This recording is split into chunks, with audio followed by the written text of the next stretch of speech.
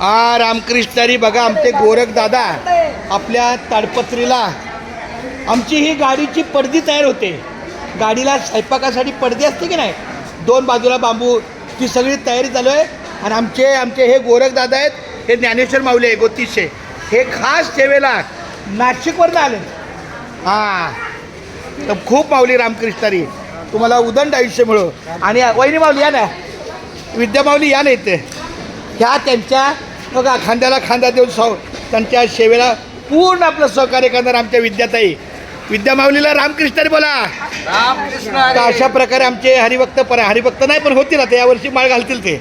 पण ज्ञानेश्वर महाराज गोतीशे आत्ता यावर्षी होणार काहीतरी. ही सेवा झाली ना की एक सुंदर असा देव काहीतरी फरक पडणार.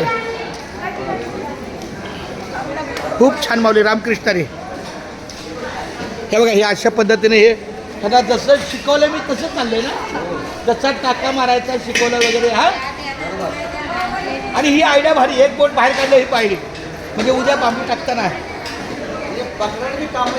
अगदी नाही ते पण बरोबर. मला वाटलं होतं की लय झालं पण काय हरकत नाही. तुम्हाला या सेवेबद्दल काय बोलायचं आहे का? तुमचे मालक एवढं सेवा करतात त्याबद्दल काय दोन शब्द सांगा.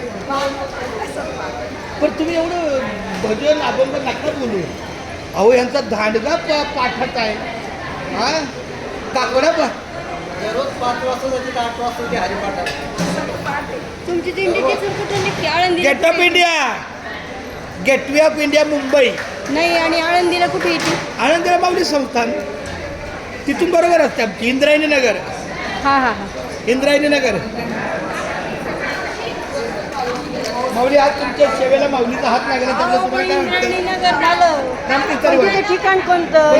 रामकृष्णारी. इंद्रायणी नगरचे तिथे ठिकाण कोणतं? इंद्रायणी नगर आदिनाथ महाराजांचा निवास. अशा पद्धतीनं फार सुंदर अशी सेवा चाललेली आहे. आणि त्यांनी ते हूप बाहेर काढलं ते मला अतिशय बरं वाटलं, कारण त्या उभ्या बांबूचा काटा त्याच्यावर आहे. नंबरी काम झालं, नंबरी.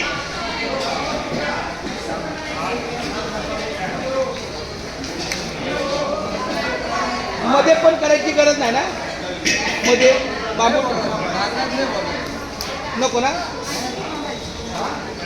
अरे बोला रामकृष्णारी. रामकृष्ण.